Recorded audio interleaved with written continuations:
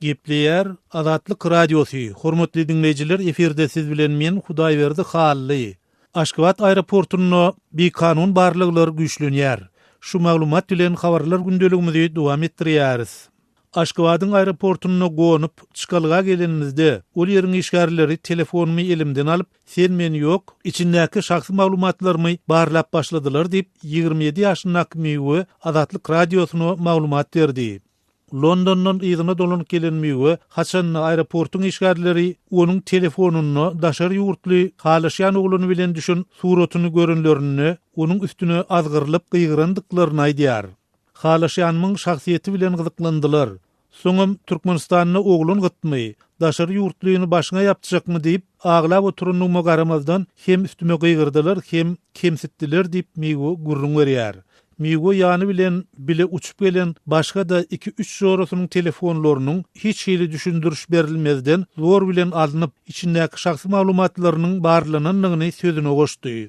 Azatlyk Radiosyna ýokurdaky ýaly ýagdaýlar bilen baglylykda Türkmenistanyň migrasiýa gullugynyň aeroport resmiýetlerinden hiç hili düşündürüş ýa kommentariýa almak başartdy. Şol bir wagtda şu hepdäniň ahyryny Aşgabatda başlanmaly Aziýada oýunlarynyň öňsirasyny paýtagtyň aeroportuny goşmaçy howpsuzlyk çäreleriniň görülýänligi we käbir ýolagçylaryň adatdan daşary görnüşdäki barlyglardan geçirilýänligi habar berilýär.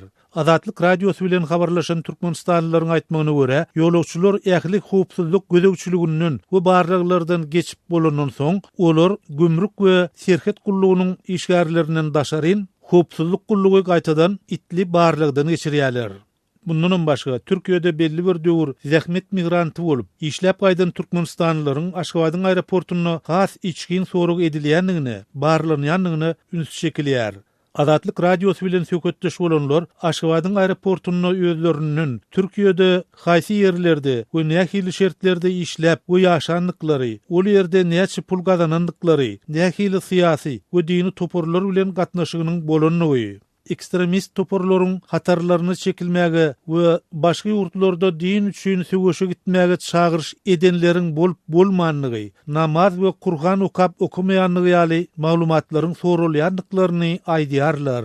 Gepin gerdişine göre ýatlasak, Goloýda Türkmenistanyň prezidenti Gurbanguly Berdimuhammedow Döwlet Howpsuzlyk Geňeşiniň nowatdaky mejlisini geçirip, ony ýene bir gezek Aziýa oýunlarynyň döwrüne Aşgabatda howpsuzlygy üpçün etmek meselesine ünsü çekdi.